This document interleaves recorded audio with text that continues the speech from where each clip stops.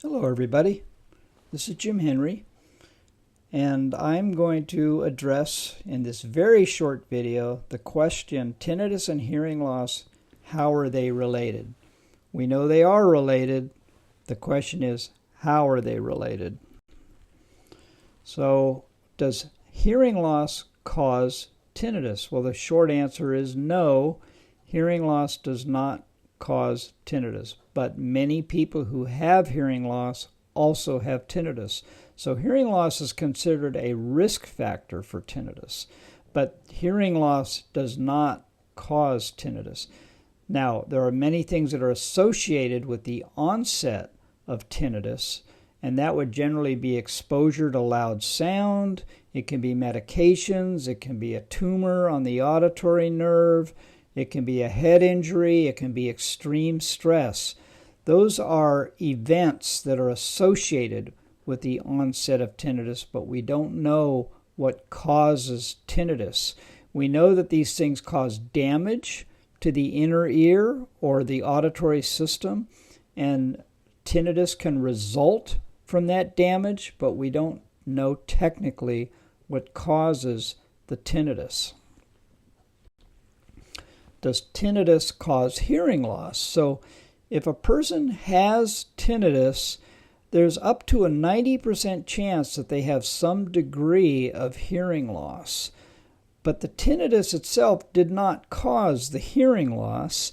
Whatever was associated with the onset of tinnitus could be what caused the hearing loss, and it usually is. So that's where the two are related.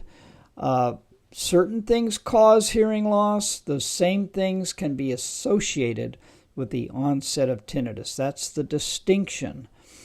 So a problem that many people have is, so many people with tinnitus also have hearing loss.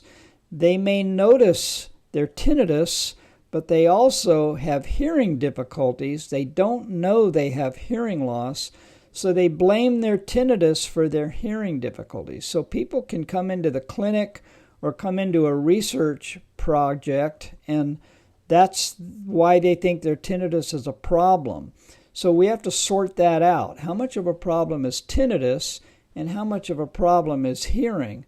And you have to evaluate a person's hearing to find out if they have hearing loss, and that's what audiologists do. We developed this instrument to distinguish between how much of a problem a person has with tinnitus and how much of a problem they actually have with hearing. It separates out the two issues. With tinnitus, they can get a score from 0 to, I think, 16. That would be the highest score in this section. And it would also be the highest score in the hearing section. The higher the score, the more of a problem they have with tinnitus and with hearing loss.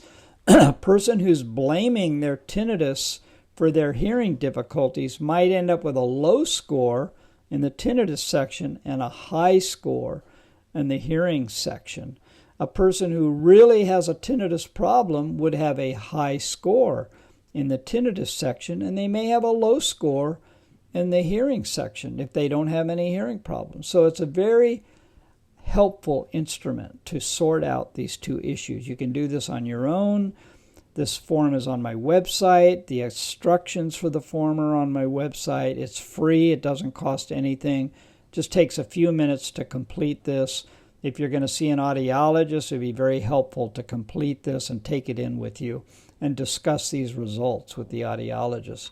Now, there's also a section to screen for sound hypersensitivity, which is most commonly referred to as hyperacusis. Now, that's a separate issue, but hyperacusis is often associated with tinnitus. So it's important to screen for that and see if that might also be a problem. So that's my presentation. That's the relationship between tinnitus and hearing loss. Feel free to be in touch with me if I can be of any assistance. Here's all my contact information. I'll make this video available on my website. I'll make the slides available on my website. And again, just feel free to be in touch if I can be of any assistance. Thank you for your participation.